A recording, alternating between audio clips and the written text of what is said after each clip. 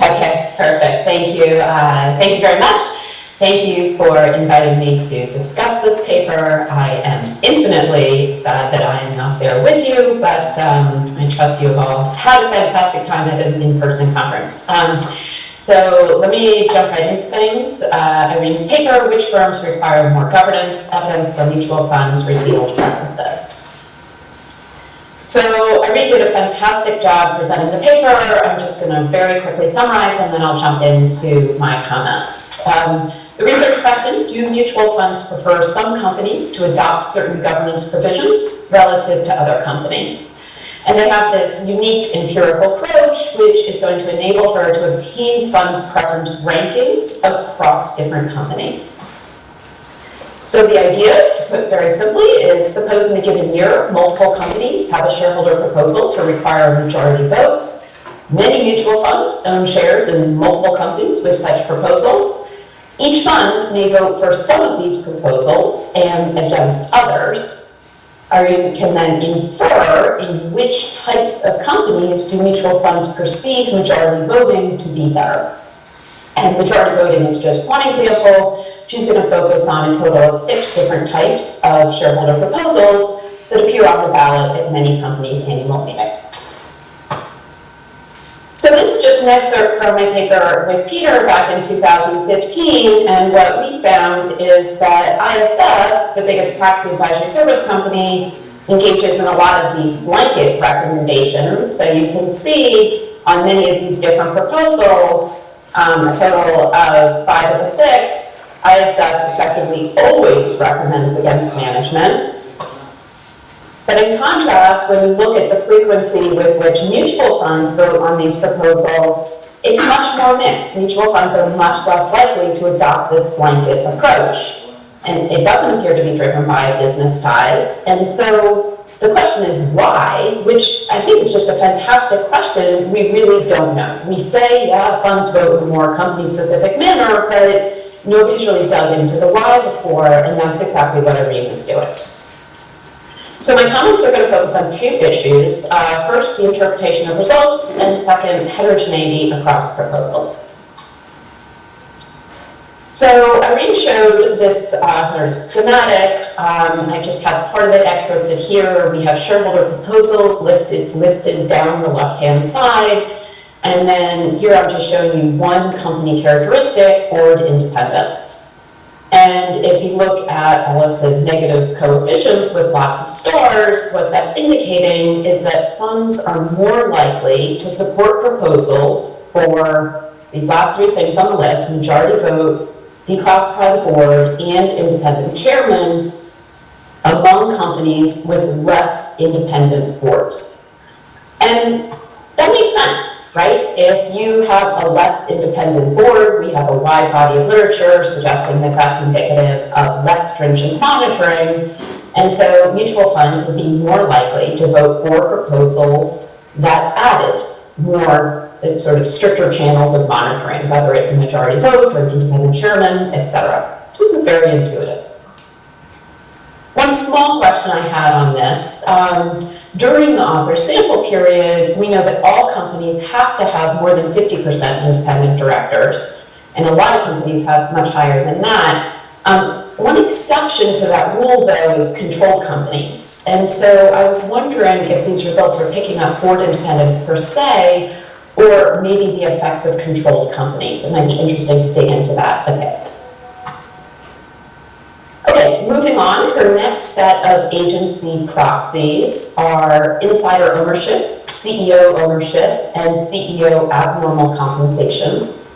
And here, we again have lots of stars, and this is indicating that funds are more likely to support proposals for independent chairman, declassify the board, and majority vote among companies with high abnormal CEO compensation, high insider ownership, and high CEO ownership. So here, the results on abnormal CEO compensation, again, very intuitive. If a company has high abnormal CEO compensation, that would seem to signal weaker monitoring, and consistent with that, funds are more likely to vote for proposals that would increase some channel of monitoring. But I found myself thinking more about, what about the results on CEO and insider ownership? And this is something I always personally kind of debate between, like, what are the effects of take CEO ownership? Is high CEO ownership good because that gives the CEO high incentives to maximize shareholder value, meaning agency costs are lower? Or is high CEO ownership bad because that's indicative of high CEO power, meaning agency costs are higher? And so, there's different ways. I'm just wondering if, you could dig into this a little bit more. Your setting seems to provide the means to explore this in more depth. Does it depend on the interaction with other variables, maybe CEO tenure? Is it a nonlinear relationship? Because at CNP, it seems like that could go either way, and so I'd love to know a little bit more about that. Okay, then the next set of company characteristics are performance. So here we have 3 different measures of performance. And as Irene noted in her presentation, she finds little evidence that performance affects voting, which she summarizes as puzzling, and personally I would have to agree. So, why? I don't know. One possibility is that some of these measures of performance, think about ROA or market to book, represent kind of 2 effects, right? They represent the type of company as well as the relative performance. And so I wasn't sure if the specifications separated those. For example, does high ROA indicate better performance and so less benefits to an independent chair? Or does high ROA indicate that it's a cash cow company with high demands for monitoring and more benefits to an independent chair? And if both of those things are going on and we're not separating them, that might contribute to some of the lack of a result. But it's also the case, what do we know more broadly about the effects of performance on voting? And I went back and looked at a few papers, and the answer is that, for me anyway, less than I realized. So this is just a small snapshot of papers. There are many more. I started with Kaigarner and Waffling, one of the earlier papers looking at director regressions. What do they find? They find that higher industry-adjusted EBITDA goes to higher voting support for management-supported directors. That's consistent with performance mattering. But excess returns, not significant. In my paper with Laura Field, looking at a sample of director proposals in newly public firms, we find that higher Q goes to higher support for management-supported directors. Okay, check. But lower abnormal returns also go to higher support, which doesn't make a lot of sense. And then finally, Ganchev and Giannetti, in a sample of shareholder proposals, find that higher ROA goes to higher voting support for shareholder proposals, i.e. proposals against management, which again, doesn't seem to make a lot of sense. So, what do we know about the effects of performance on voting? Maybe performance really doesn't matter, though if that's the case, why not? It certainly seems like it should. Alternatively, maybe we're just not capturing the ways that performance affects voting. And you can think about different things maybe to dig into here. My bottom line is, my takeaway, this is very much an outstanding question that we don't really know a lot about. The author's study seems to provide the means to explore this in more depth, and I think we would benefit a lot by having a better understanding. Okay, and then finally, the last set of company characteristics that Irene looks at have to do with company age. So she has company age and company market cap. And here she notes that sort of prior literature argues that younger companies benefit from being more insulated, whereas older companies benefit from more shareholder rights. And so that raises the question, does this imply that age would be negatively correlated with support for shareholder proposals? And here I would just really suggest caution, because that question was only going to be a good question if there are sufficiently young companies, i.e. companies young enough to have unique governance demands, that are receiving shareholder proposals. And this is just an excerpt from my paper with Laura Field, looking at the percent of companies with a shareholder proposal in each year after the IPO.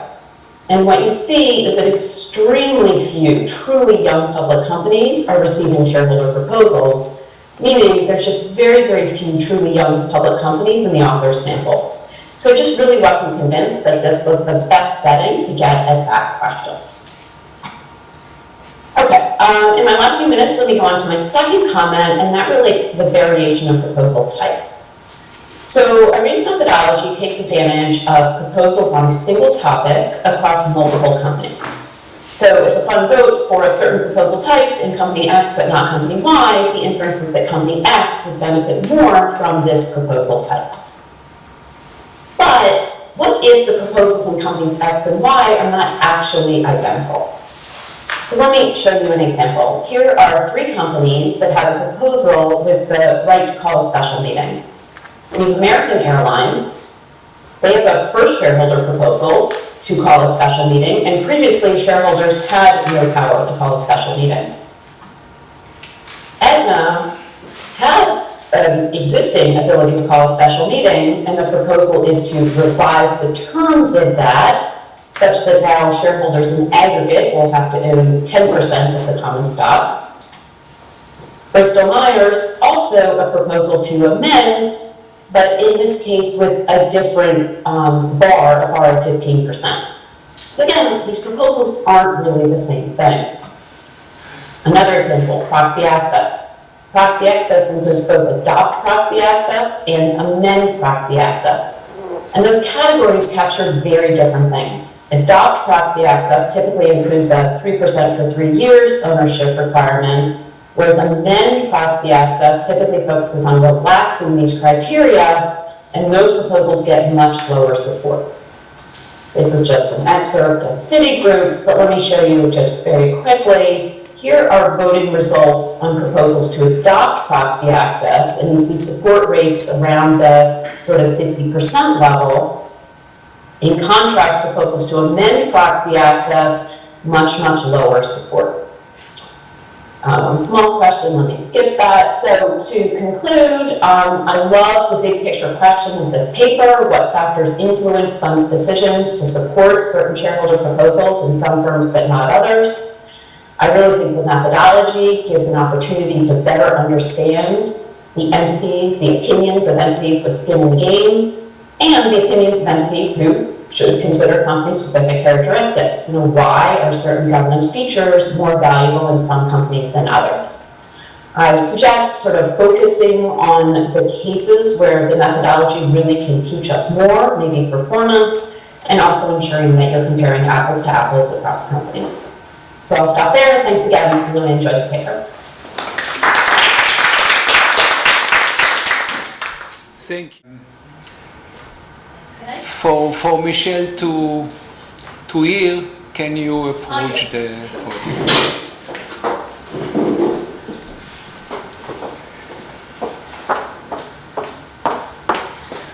So actually my question is pretty much related to Michelle's point, and is the fact that not all companies receive shareholder proposals. So my question is, how do you consider companies without a proposal in the first place within your scale? Maybe they don't need governance at all, maybe they need the most. And a potential suggestion would be, for instance, if you look at director selections, like the head of the corporate governance or whatever, and you compare within this type of management proposal, the advantage being that now all different sizes of companies will have this type of proposal, so you can rank them all. And probably you will have the smaller companies that Michelle was telling you that do not receive them, so you can rank them accordingly, maybe, if it helps. We'll take a few questions, okay? Yeah. I have 2 questions. The first is there really a chance to control for management recommendations, especially after you clean up, the proxy advisor influence. I want to see whether what affects the way the funds vote related to the way the management recommends, because they can oppose the proposal, they can support it, and what's the explanatory power of that? The second question, there is difference between a proposal that is submitted in the first time to the company and a proposal that is submitted for the third time. So maybe this can explain also some of the variation. Shareholders are more frustrated with the because they submit it for second and third or first or fourth time and it's not, it's ignored by management. So that may influence also some of them. Okay, please respond.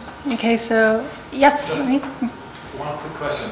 Is it possible that we can, let's say, hypothetically, get to the same outcome simply by looking at similar firms, at similar industries, similar size, and say, these are the firms, for example, that had safer pay. So if otherwise identical firms, so to speak, does not have it, that's very likely that those funds will support such a proposal. So, I'm trying to understand what you're exactly what you mean. So, can you elaborate it a little bit more? If you need elaboration, maybe we should talk later. Okay. Take your time, okay? Okay, yeah, so I'll first respond to Kobe's question. So first of all, for most of these proposals, like 90-something%, management would recommend to vote against. So there will be very few companies that receive 4 recommendations. So I think the reason I didn't really look at the management recommendation in the first place is because it's just predominantly an against recommendation. And then for the repeat proposal, yeah, it's on my list. So yeah, we know that when the proposal appears again, they tend to vote support tends to increase.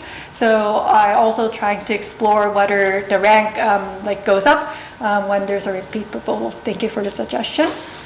And then going back to Sylvina's question.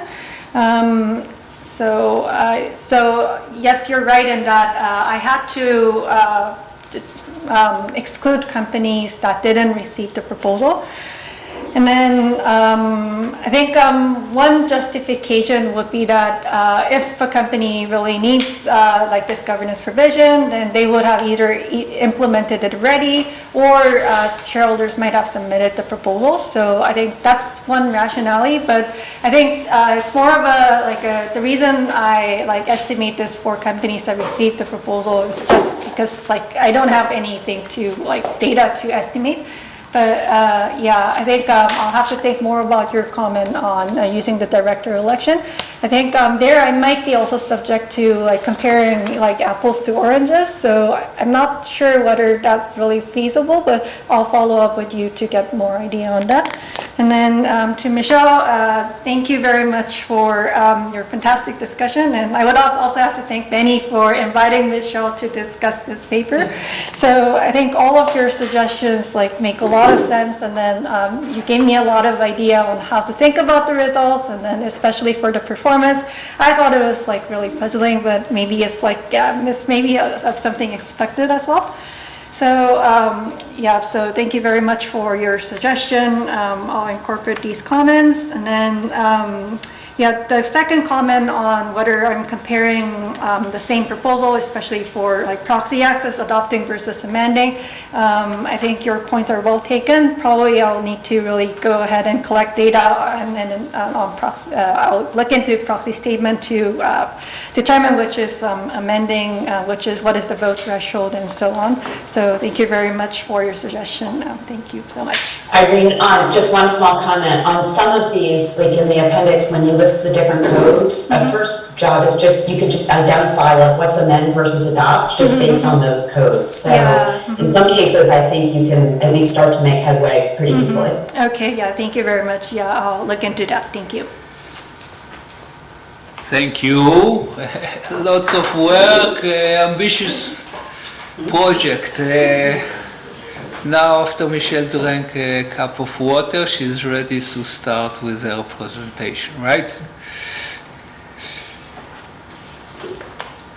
You can share my screen? Okay. Yeah. Yes. Yes. Sorry, I'm having trouble hearing you. Make a host. You can make a host. She just shared the screen. Okay. Ooh, okay. Here we see you. Okay, great.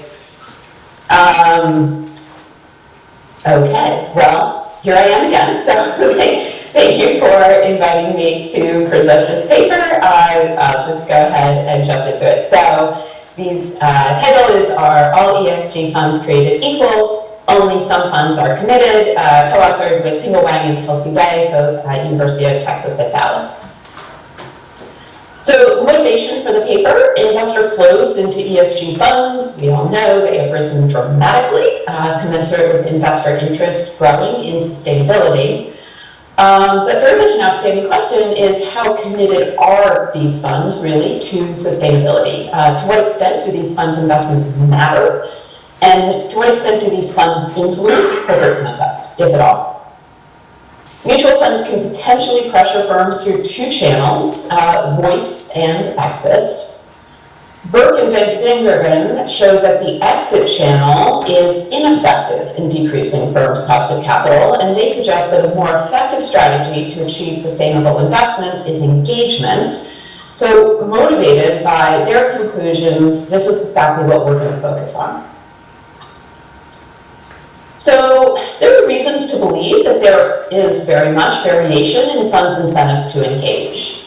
First, there's monetary incentives to engage due to the structure of management fees. Dimson, Carapace and Lee, Barker, Kramers and Rennebu, among some others, conclude that successful ESG engagements by a large institutional investor contribute to improvements in financial performance, sort of motivating this monetary incentives to engage. And incremental to this, there may also be purpose-related incentives to engage if investors are striving to direct their investment dollars in ways that contribute positively towards sustainability. So our main hypothesis is that funds vary in their incentives to engage with management, and we're going to use the Llewellyn measure of engagement to capture this. I'll explain that more in just a minute. And we hypothesize that funds with higher incentives to engage with management, which we are going to call committed funds, are going to adopt more informed ESG investment strategies, more long-term ESG investment strategies, and that they will put more pressure on portfolio firms to improve ESG policies and as such have greater impact. The rationale for these predictions is that the prospects of higher returns lead institutional investors to incorporate climate risks into their investment decisions.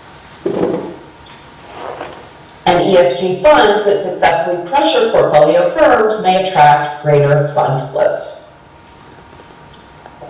The alternative hypothesis is effectively the opposite, and that is that these funds with higher incentives to engage do not have significantly different ESG investment strategies and do not put more pressure on portfolio firms to improve their ESG policies. The rationale for this is it could be that fund managers just don't believe that ESG-related factors really affect financial performance, and they do not believe that investor flows respond to ESG improvements. It's kind of a flavor of greenwashing. So to test these hypotheses, we have a number of different sources of data. We have firm-level ESG performance. For this, we're going to use the ESG ratings. MSCI ratings are industry adjusted, which is the format they're in. They're updated at least once a year.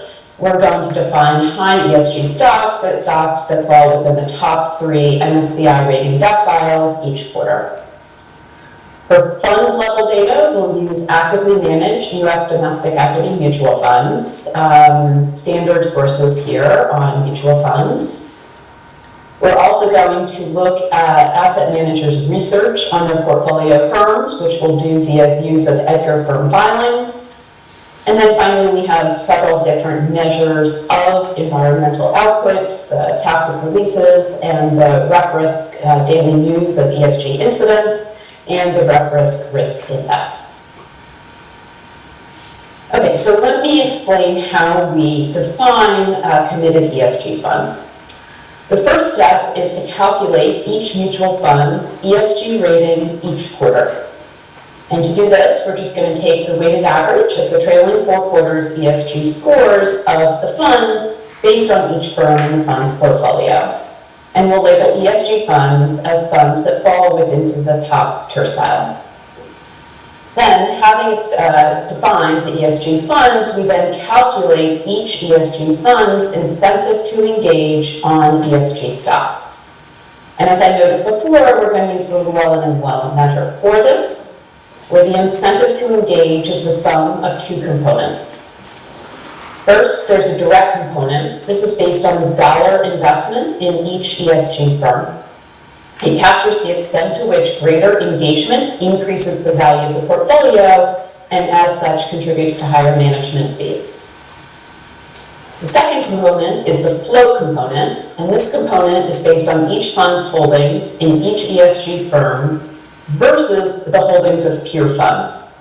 And this captures how the fund's relative performance, again, relative to the peer funds, affects subsequent fund flows. Calculating that incentive to engage measure for each mutual fund will then define committed funds as funds with an above median incentive to engage and nominal funds as those with a below median incentive to engage.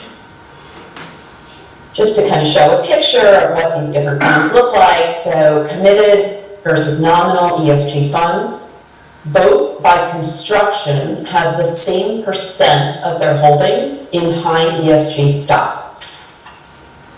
As a means of comparison, if we look at non-ESG funds, we see non-ESG funds will have some NAV in high ESG stocks, but much less. So then between committed and nominal, what differentiates them, committed funds have more concentrated ESG holdings and they have a greater flow performance sensitivity. And those two features contribute to committed funds having higher incentives to engage with ESG firms. A few descriptive statistics. So committed funds are shown in the first column and nominal in the second column. The first thing we're going to do is just compare committed versus nominal.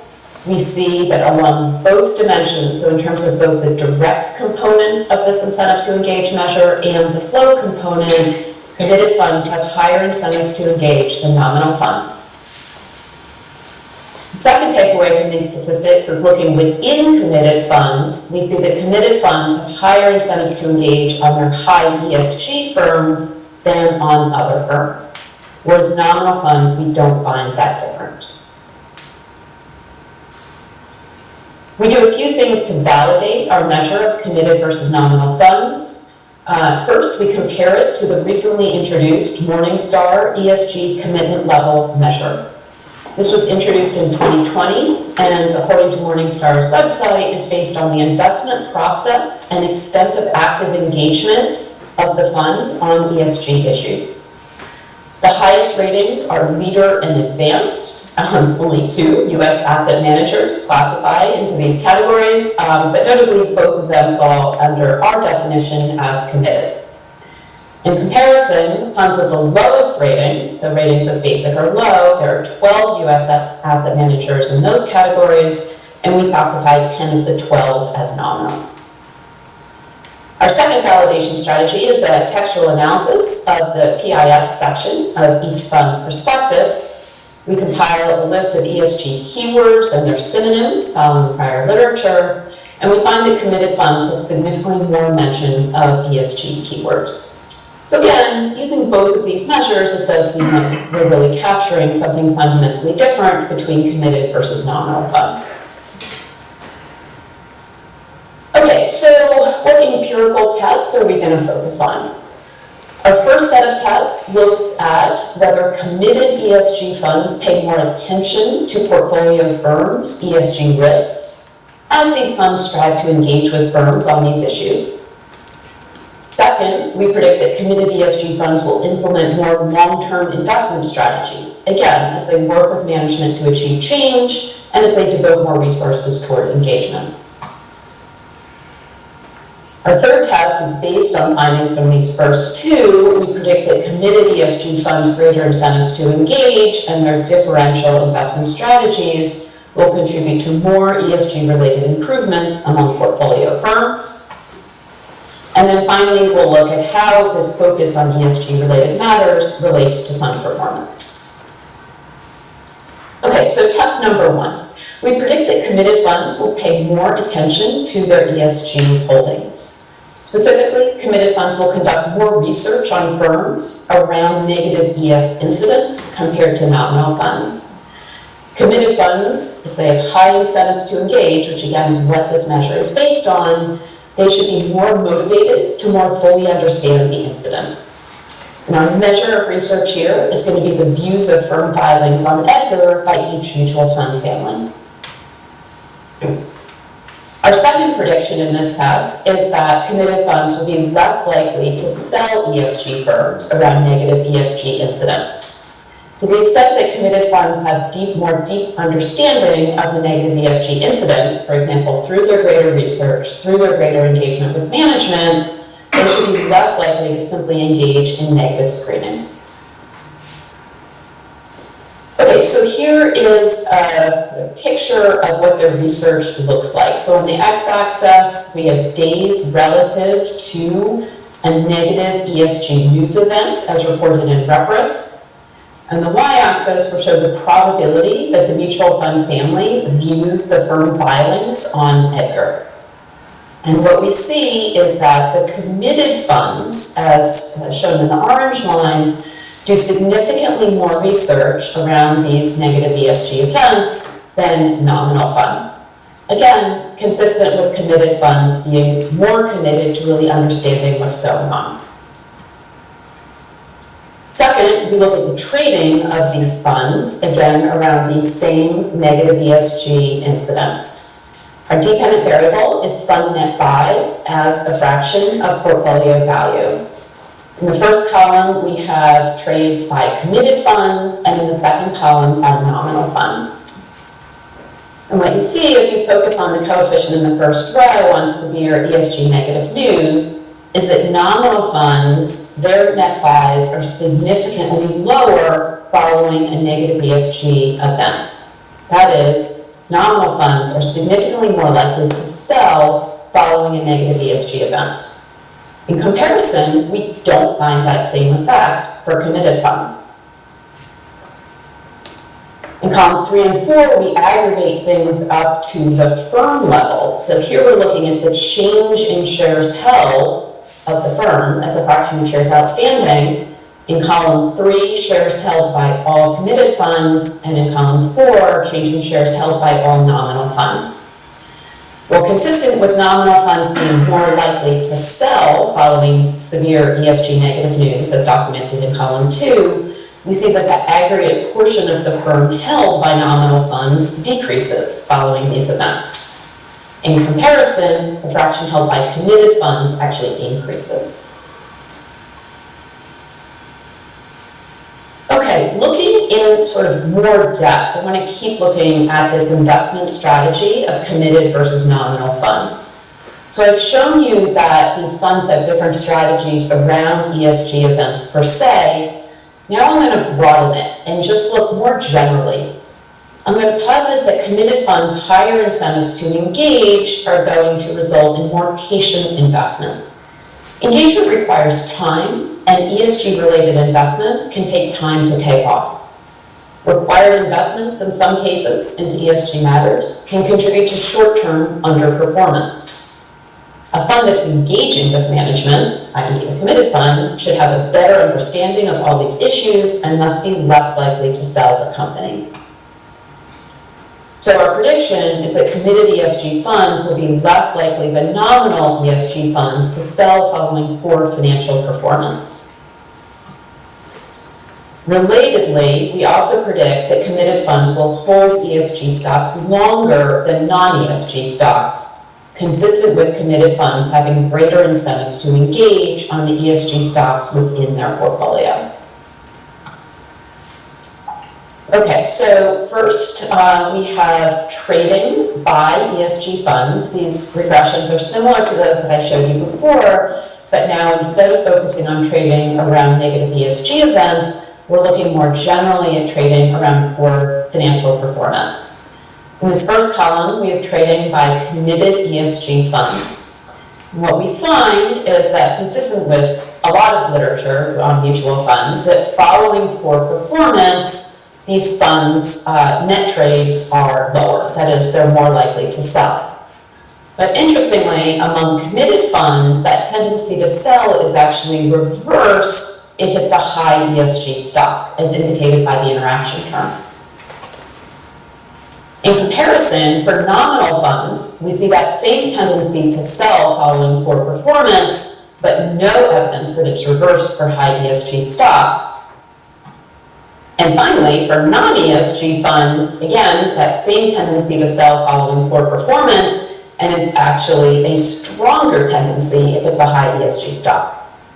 So again, in summary, what we have committed ESG funds are adopting a significantly different investment strategy than their nominal counterparts.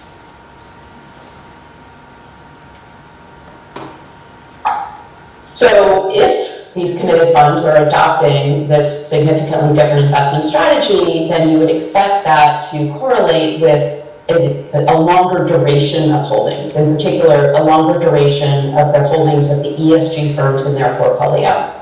And so this is the final thing that we measure in terms of the investment strategy.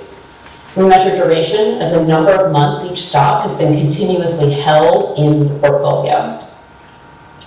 And then for each fund, we compute the valuated duration for the fund's ESG stocks compared to the fund's other stocks, and we take the difference. And we define that difference as the duration gap.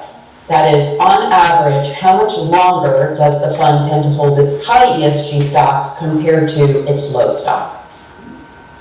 Similarly, for control variables, we do the same effective thing. We'll measure the difference between each fund's high ESG versus other holdings for the stock's book to market ratio, and then we'll also control for turnover and active share. The advantage of focusing on the duration gap is that it controls for differences in holdings duration across funds due to unobserved fund-by-time factors. So when we look at this empirically, what do? So our dependent variable is the duration gap. In this first column here, I'm restricting the sample to ESG funds. So that means my sample consists of committed funds and nominal funds. The significantly positive coefficient on committed indicates that committed funds' duration gap is significantly greater than nominal funds. That is, committed funds are much more likely to hold their high ESG stocks longer than their other stocks. In column 2, we broaden the sample to all funds and include indicators for both committed and nominal, and the takeaway is effectively the same. And then finally, in column 3, we again include all funds, but in this specification we include fund fixed effects, and so here the coefficient on committed is isolating what's the effect when a fund changes and becomes a committed fund. That is, its holdings changed in such a way that they're more concentrated, the fund has higher incentives to engage with management, and we see when that happens, the duration gap also becomes significantly higher. So in sum, across all of these different metrics, whether it's research by committed versus nominal funds, whether it's tendency to sell around a negative ESG event, or whether it's tendency to sell around poor financial performance more generally or the overall duration, we have lots of evidence that the investment strategies of committed funds differ from those of their nominal ESG counterparts. So having established that, in the next portion of the paper, we evaluate the impact on the underlying portfolio firm's ESG performance. So our question here is, are committed funds purchases of these stocks associated with decreased ES risks? Our sample is firms that experienced severe negative ESG incident in quarter T, and then what we're going to evaluate is the changes in ESG risk in the subsequent 4 quarters, where our measure of risk in this first test is the RepRisk Risk Index. Our prediction is that firms in which committed funds net buys are greater will experience subsequent decreases in risk. Now, of course, we're all corporate, so we know endogeneity, so this includes both a selection effect and a treatment effect. It could be that committed funds are buying firms that they predict will have subsequent decreases in risk, or it could be that these committed funds are buying these firms and then actively engaging with them, and that this engagement causes decreases in risk. In our second test, we're going to take advantage of the natural experiment based on the introduction of the Morningstar sustainability ratings to try to differentiate between those two effects. And I'll talk about that more in just a minute. First, let me present you the results of the Ols test. So again, this is just looking at the relation, the association between mutual fund trades and changes in firms' ES risks following negative ES incidents. So we have a negative ES incident in quarter T, and then we're looking at the change in firm risk, which is measured as the change in the RRI, the Rep Risk Index, over subsequent quarters. So our dependent variable will be this change in the subsequent risk index, and our independent variables of interest are measures of how much buying or selling in the firm was there by committed versus nominal ESG funds. So specifically, committed by is going to be a dummy equal to 1 if the firm falls within the top quintile among committed funds trading in quarter T. Committed sell will equal 1 if the firm falls within the bottom quintile among committed funds trading. And we analogously define nominal buy and sell. So what we see here is that committed and nominal buying is associated with a decrease in risk in quarter T. But interestingly, when we look out future quarters over which engagement is more likely to have an effect, we find that the result is concentrated solely within committed buying. That is, higher committed buying is associated with significantly greater decreases in risk in subsequent quarters. But again, like I said, that certainly can capture both a selection and a treatment effect. So how do we go about trying to differentiate? To try to isolate the causal impact of committed funds trading and investment holdings on firms' ESG performance, we're going to take advantage of the introduction of the Morningstar sustainability rating in 2016. As documented by Hartzmark and Sussman, this caused an exogenous capital infusion into high ESG funds. Specifically, funds that Morningstar ranked as high sustainability, which I have labeled here in the green bar, experienced a large increase in flows. So month 0 in this graph is the month in which the Morningstar rating was introduced, and you see that prior to the introduction of this rating, there's no big difference in flows between low versus high ESG funds. But following the rating, we see a significant increase in inflows to the high ESG funds. So our experiment is going to take advantage of this. So March 2016 was the introduction of the Morningstar sustainability rating. In December, so 3 months prior, we're going to measure each fund's holdings. Following Doshi et al., we're going to form an aggregate portfolio. So we're going to sum all ESG company shares held by committed funds. And for each of those companies, we're going to calculate the weight in this committed portfolio minus the weight in the market portfolio. And we're going to define high committed overweight as a dummy variable equal to 1 if that difference is in the top quintile. We'll then look out after March and see what happens. Again, what do we know in this post-March period? We know that all ESG funds experienced an increase in flows post this shock. That's what I showed you in the prior graph. I can also tell you that that increase has a similar magnitude for both committed and nominal funds. We're going to pose the question, did firms in ESG funds portfolio experience changes in ESG performance in that post period? That is, did these inflows cause funds to change their behavior? Having more dollars invested, did it cause them to engage more with the underlying firms? Our prediction is that firms overweighted by committed funds will experience a significant improvement in ESG performance, whereas we would not find a similar effect for nominal funds. So these are our regressions. We have 2 different measures of environmental effects or outcomes. In column 1, it's the log of the annual Rep Risk Index, the same variable that I showed you with the LOS regressions before. And in column 3, it is the log of emissions that come from the toxic release inventory data from the EPA.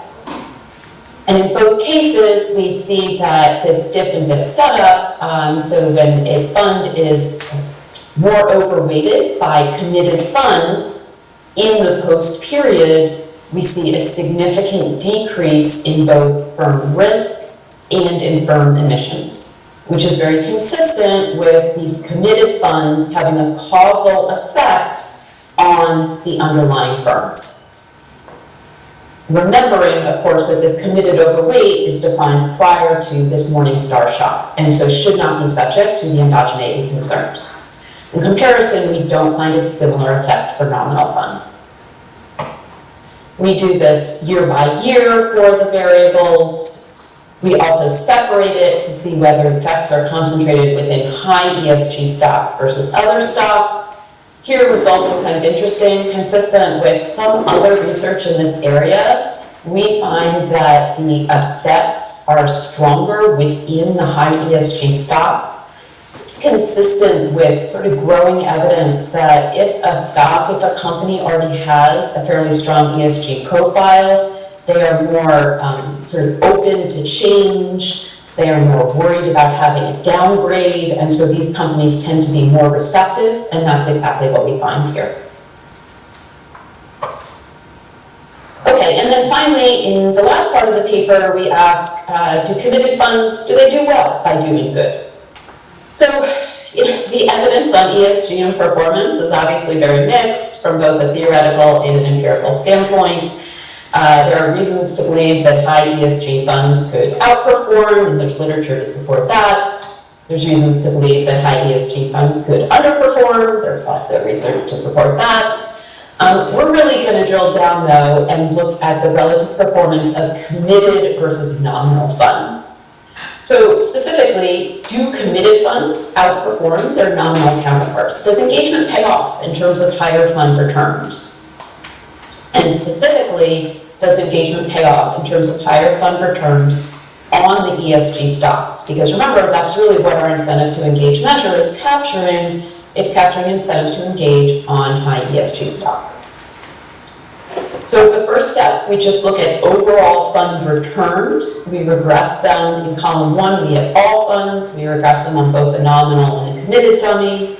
In column 2, we restrict our sample to just ESG funds. The takeaway here is that committed and nominal funds perform similarly. They outperform non-ESG funds, which is consistent with growing evidence, but similar performance for committed and nominal. In columns 3 and 4, though, we separate that performance out into performance on ESG stocks, again, the stocks where they really have the incentives to engage, versus non-ESG stocks. And here results are striking. We find that within the subsample of high ESG stocks, committed funds outperform the nominal counterparts, whereas we do not find the same thing on the non-ESG stocks. We also look at flows. We do not find significant evidence that after controlling for returns, that there's any difference in flows between the nominal and committed funds. Okay, so let me conclude. Our research question is, do ESG funds actually affect firm policy? And our hypothesis is that it depends on funds' incentives to engage. Committed funds are those with higher incentives to engage on ESG firms. And we find a lot of evidence that committed funds have different investment strategies. They're more likely to research firms around negative ESG events. They're less likely to sell around these negative ESG events. They're less likely to sell after poor performance, and they tend to hold the ESG firms longer. Consistent with this very different set of investment strategies, we also find evidence that committed funds influence firms' ESG policies. An exogenous increase in committed funds holdings leads to significant ES improvements at the underlying firms. And finally, there's some evidence that they do well by doing good. Committed funds earn higher returns on their ESG portfolio investments compared to nominal funds. So thank you very much, and I look forward to Ron's comments. Just on time. Just on time. Thank you.